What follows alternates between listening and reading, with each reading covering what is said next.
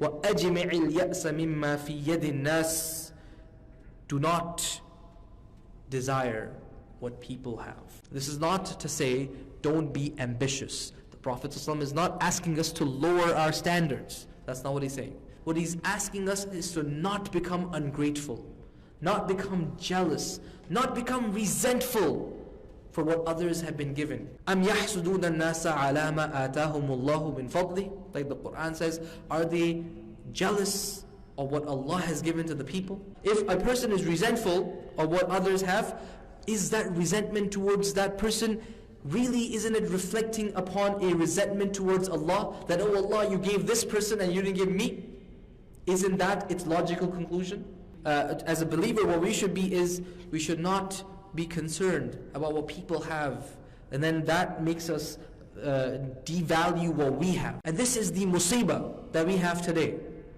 The musibah of social media, the musibah of Instagram and TikTok. You only see the good that people have. No one's going to put on Instagram their crying child, or the child who's like, throwing a tantrum, or their life is a mess, or the food they cooked didn't come out so good. No one's going to put that up.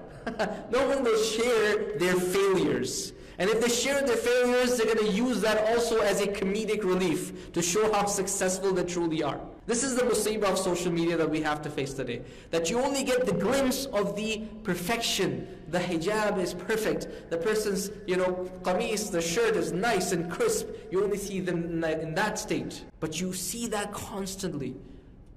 And what does that do to your brain? What does that do to a person's brain when they're only consuming that of other people? These people are perfect. These people are great. My life sucks. I would tell my brothers and sisters, be careful of the things you put into you. The stuff you eat, of course, but also the media that goes into your brain. The media that we consume, the input that we take from the TV shows, social media followers that we have, or the people we follow. Be very mindful of who it is you are following, whose life you are looking at, whose achievements you are holding in your mind as achievements. Be very, very careful of that, because what it does, it accumulates and accumulates until that is success and me, I am a failure. أَجْمِعِ الْيَأْسَ بِمَا فِي يَدِ النَّاسِ. Don't look at that person admiring, or don't look at that person desiring and devaluing what you have.